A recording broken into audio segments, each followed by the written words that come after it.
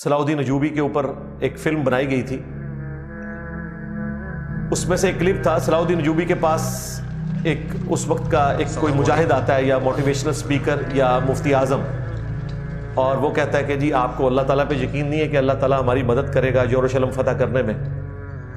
اللہ ہمارے ساتھ ہے, خدا ہمارے ساتھ ہے, ہرگز ان کے ساتھ نہیں, اور فتح و شکست خدا ہی کے ہاتھ میں ہے. فتح و شکست بلا شبہ خدا ہی کے ہاتھ میں ہے, لیکن لشکری انتظامات, تعداد اور مجاہدین کی صحت کے ساتھ ساتھ پانی بھی تو اہمیت رکھتے ہیں, اور اگر کمک نہ ہو تو دشمن کا محاصرہ بھی نہیں کیا جا سکتا. تو صلاح الدین ایوبی نے کہا کہ اللہ تو پہلے بھی ہمارے ساتھ تھا, پھر بھی یروشلم ہم سے جاتا رہا, اور کئی جنگیں ہم نے ہاری, ہم یروشلم واپس نہیں لے سکے.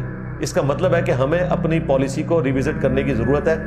کیا آپ کو پتا ہے اس سے پہلے کتنی جنگوں میں خدا کے ہوتے ہوئے ہار گئے ہم, اور یہ اس لیے کہ استعمال ترک کر چکے تھے اپنے ذہنوں کا ہم.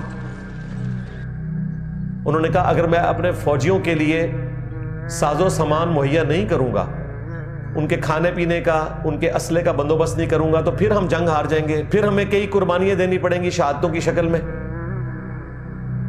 اس طرح جنگیں نہیں جیتی جاتی. اسباب کے بغیر کبھی خدا کی مدد نہیں ملتی. پھر صلاح الدین ایوبی نے پوری محنت کی اور پوری اسٹریٹجی کو مینج کرنے کے بعد 90 سال کے بعد یروشلم واپس لیا, بیت المقدس رومن امپائر سے.